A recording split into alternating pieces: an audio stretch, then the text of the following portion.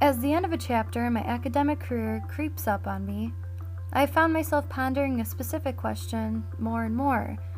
That question is, why do I want to be a teacher? Throughout my classes in the College of Education at Roosevelt, and in general conversation with other educators, I have heard countless horror stories from the classroom involving violence, tragedies, to an open end of other unfortunate events. I've also been told and warned that student teaching is one of the most awful situations you will find yourself in during your teaching career. So again, why am I doing this? I've always been a true believer that every person has the ability to be whatever it is he or she wants to be in life.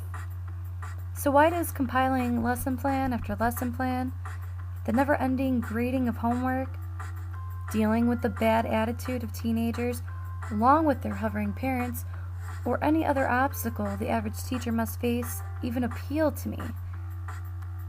Because I once learned that I have the ability to make something of myself and to make things happen. Thomas Edison said, if we did all the things that we are capable of, we would literally astound ourselves.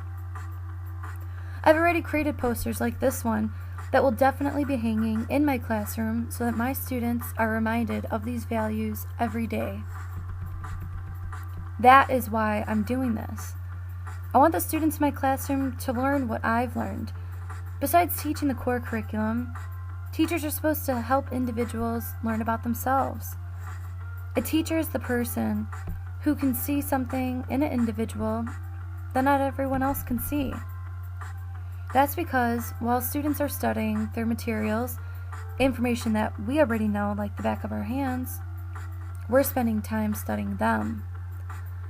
Along with all those burdensome obstacles us teachers have to deal with, we are also awarded with the face of an enlightened youth, the thought-provoking questions that demand answers, the shared laughs that connect two kids who may have otherwise never spoken a word to each other. Making a difference is not a cliche. A teacher who can make a positive difference in a student's life is a great teacher. So why am I doing this? I can't help but be reminded of a story I heard a long time ago. An old man walking along a beach at dawn noticed a young man ahead of him picking up starfish and flinging them into the sea. Catching up with the youth, he asked what he was doing. Starfish will die if they are still on the beach when the sun roasts them with its mid-morning heat, came the answer. But the beach goes on for miles, and there are millions of starfish, countered the old man. How can your effort make any difference? The young man looked at the starfish in his hand and threw it safely into the waves. It makes a difference to this one, he said. Not only do I want the kind of career that can offer rewards in mysterious ways, but also because there are millions of starfish. Students. To some of my students, I might just be Miss Poska, the hard grader, or Miss Poska, the goofy history teacher. But to others, I may be, and I hope to be, Miss Poska, the one who helped me figure out what I was good at.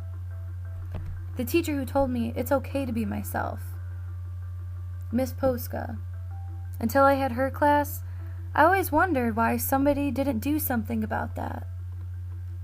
Then I realized I am somebody.